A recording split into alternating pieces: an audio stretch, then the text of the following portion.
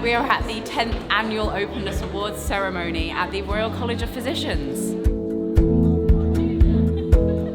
Tonight we are going to be awarding an Openness Award to 2 different organisations that have gone above and beyond in the communication of animal research.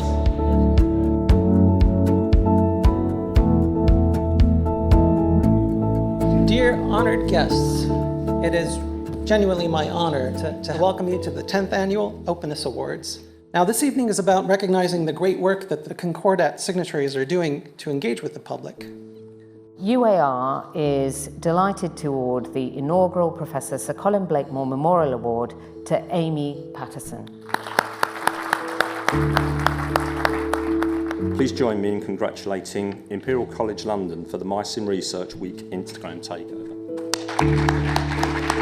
The University of Hertfordshire for its internal engagement with students to better support openness.